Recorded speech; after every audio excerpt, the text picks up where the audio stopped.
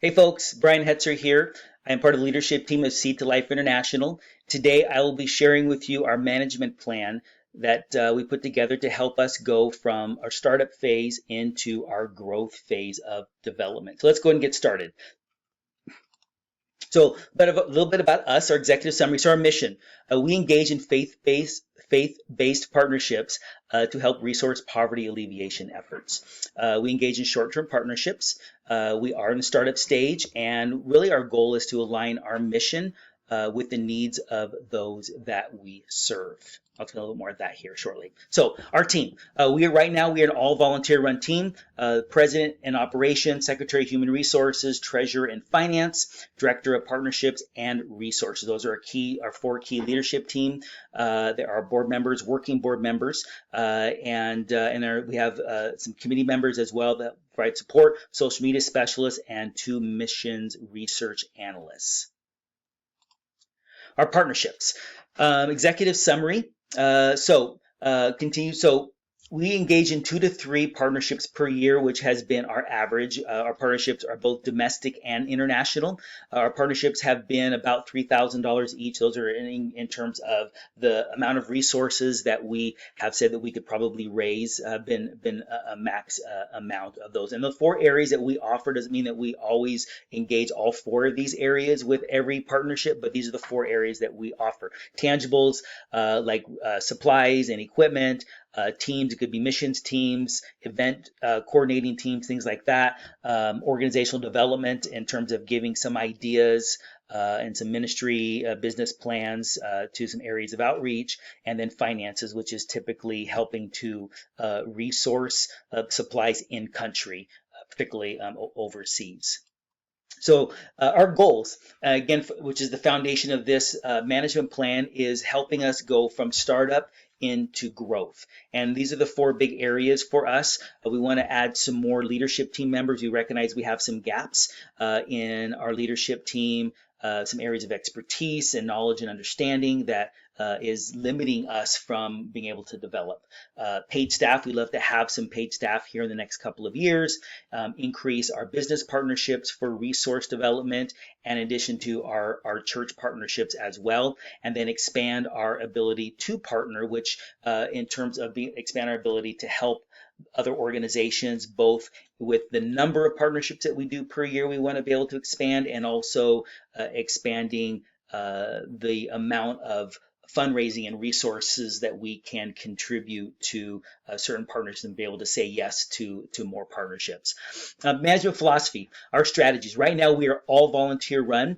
We 100% work remotely. We don't have an office, no facilities, and but to do that, it takes collaboration, some pretty intense collaboration to make all that work. But those are part of our key strategies as our management in how we are creating our organization right now is doing it that way. And it's really helped us to greatly minimize our overhead expenses. And I'll talk about that here in a moment. But to be able to do that well, we have instituted our internal culture of CHOI. Now, CHOI, we use 2 things. CHOI is actually a Korean word for mountaintop. But in addition to that, we've broken it down as an acronym. And so the CHOI there you see on the screen, so communication, humility, ownership, and innovation. And we know that if we can do those 4 things well, that there will be great foundational pillars to helping us develop into the next stage of growth. So organizational profile. Seed Life has been around for about 8 years. It's only been in the last 2 to 3 years that we've really begun to significantly pick up some steam in our development, but we technically have been around for about 8 years. We are a 501c3. Our current partnership, for an example, and our partnerships is with a homeless ministry organization here in the Mesa area. And they're getting ready for their fall and winter outreaches, and so they've asked us for some help with some gap areas that they have, which are men's shoes, hoodies and jackets, and sleeping bags.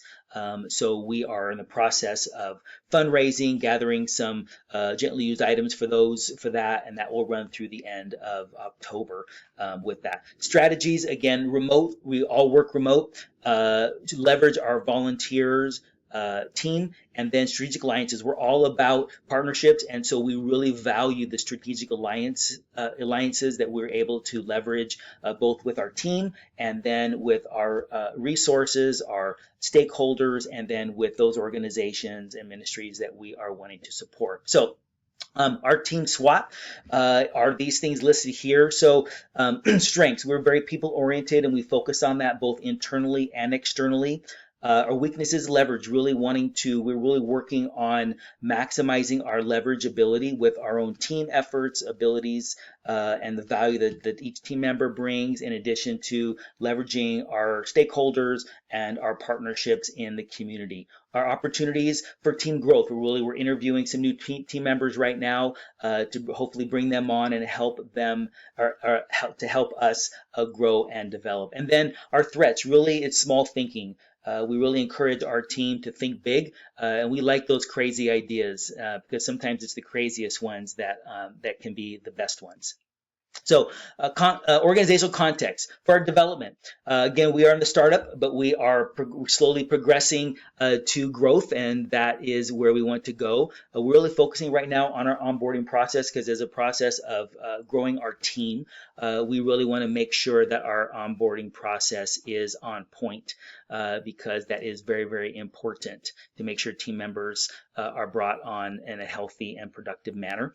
And then our support application process, these are when organizations ask for help. We have an application process that we go through, and we're looking at ways that we can hone that a little bit and make that a little bit more effective and efficient. In areas of growth, particularly stable resource development, as it is for most organizations, we know that developing some additional resource avenues and opportunities for fundraising is needed in order for us to grow into the next stage, growing our leadership team as well, as I mentioned, and then greater than grassroots. We want to stay faithful to the grassroots efforts and initiatives that we are supporting, but in addition to that, we want to be able to help a little bit of some bigger established organizations as well as part of our transition into growth. Stakeholders. These 4 areas of stakeholders have been with us from the beginning, but we know that in order to develop into the growth area, it's important for us to be able to leverage them and find out ways to bring them on in part of the organizational development in more of a capacity. So our board members, our resource partners, our support partners, which are those organizations that we're reaching out to help, and then the faith community is important because, again, we want to be a viable, sustainable resource for the faith community outreach efforts. And our fundraising resources really come from 2 sources. Operations, right now our operations have been funded primarily through our board member giving and stakeholders. And then our partnerships, whenever we say yes to a support partnership, we fundraise for that specifically. And so 100% of those funds that we raise for that partnership go directly to that partnership. We're looking at some ways to tweak that a little bit to make that a little bit more efficient.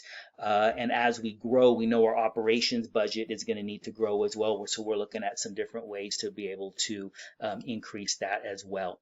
Vision and strategies are focused. We want to make sure that we continue to maintain this focus of helping people help people, fostering hope.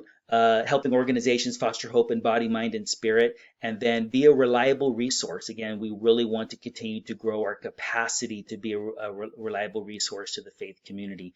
And then partnership simplicity. When we get applications in, organizations asking for help, we review their applications in these 3 areas, and these are our beginnings. But again, part of our growth process is honing these and making sure that we are really putting ourselves in a place that we really can most effectively and efficiently help meet organization needs. But these are the 3 things right now that we review those applications for. So are they our vision in alignment with ours, like faith and beliefs, and is what they're asking for help is something that we feel like we can fundraise for and develop in the context of the time frame that we have to do that in. So right now, that's why the $3,000 threshold was put in place initially, was for that reason, but we're looking to hopefully grow that in the future. So organizational culture.